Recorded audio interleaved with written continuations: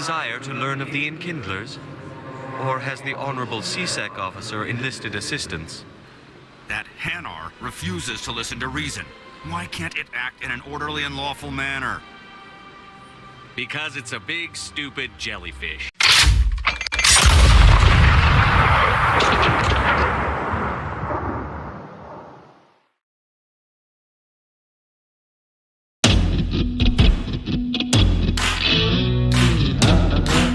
This is the good, the bad, and the ugly.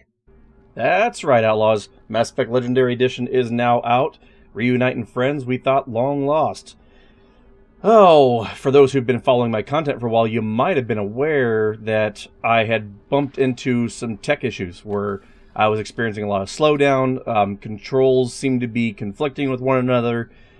Turns out, all I had to do was disconnect everything but mouse and keyboard, uninstall the game, reinstall it, and then plug my controllers back in. Now, not only do all three games run fantastic, my PlayStation 4 controller works just fine without any other peripheral interfering with it. So, that's a great thing to have. No more issues with Mass Effect Legendary Edition. If you are experiencing the FPS drops and weird, like, random slide showing, you might want to look into that possibility of disconnect all your peripherals, restart your computer first, see if that clears it up when you go back into the game, or do what I did and just unplug everything, uninstall Mass Effect Legendary Edition, reinstall it, then plug everything in after the first time you've logged into the game. See if that works. It worked for me. It worked for others. Give it a shot. What's there to lose? Oof, now let's move on to the bad.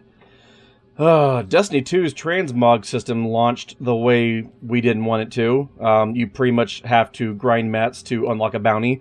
You complete a bounty to get one synth weave, which unlocks one piece, not one set, one piece of legendary armor as a universal ornament. And so according to Raid Secrets, by the way, that would take you 150 hours of gameplay just to get all the ornaments in the game, assuming you've had every piece of armor, legendary and below, in the game. That's insane. But if you really, really want to, you can open your wallet, and not only can you bypass that and get a shortcut with $signs, you can bypass the cap they put on per season. So yeah. Now, for my part, I got 11 per character right off the rip, so yeah, I am not super picky, and I kind of had a pretty solid idea of what I wanted my character to look like right from the get-go. So this issue doesn't necessarily affect me personally, not to the point that I thought it was going to, but on the principle of the matter is it's still an egregious move by Bungie to create a problem that entices a player to open their wallet to bypass the grind and also bypass the cap. So they really, really need to address that, because otherwise the season is actually pretty damn good. It's got some of the best story content that I've seen in Destiny since, well, the last season. It seems like their story department and lore department keep getting better from season to season. So I'm hoping that trend continues while addressing the PvP balance, which they're about to do next week with a stasis nerf that's been long overdue.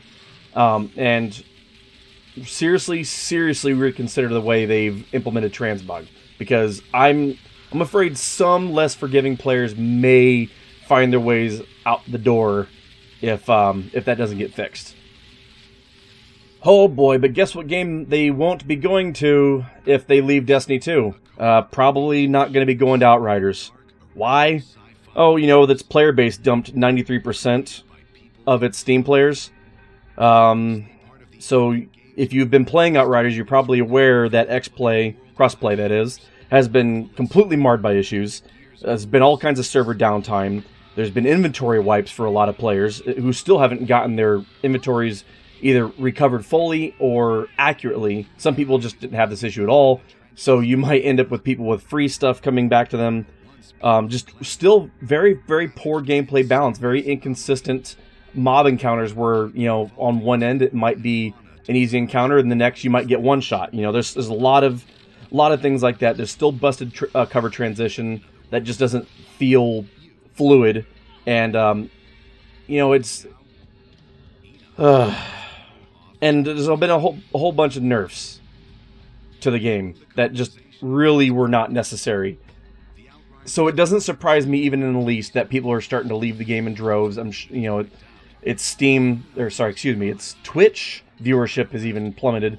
So I don't think Destiny 2 has anything to fear from Outriders, which is kind of a shame because Outriders still is a significantly better game, in my opinion, than Anthem was. So I'm kind of crushed that Outriders was another attempt at making a fun co-op looter shooter game that fell flat on its face, unfortunately. And it's a purely PvE experience. There's no PvP in there, so the nerfs to some of the classes were just not justified. It seems ridiculous, but it is what it is. Unfortunately, that game's going to be in the same boat that Elite Dangerous Odyssey is. I'm sure you've heard about this other ugly news, is that Elite Dangerous Odyssey, which was supposed to give us proper boots on ground content, launched a broken mess, a completely unfinished broken mess where a lot of things just don't feel completely fleshed out. There's a lot of instability, a lot of people getting disconnected, a lot of failure to retrieve commander data issues that are basically resulting in us in a situation where we can't log into our characters, or our characters are just gone. We have no access to them.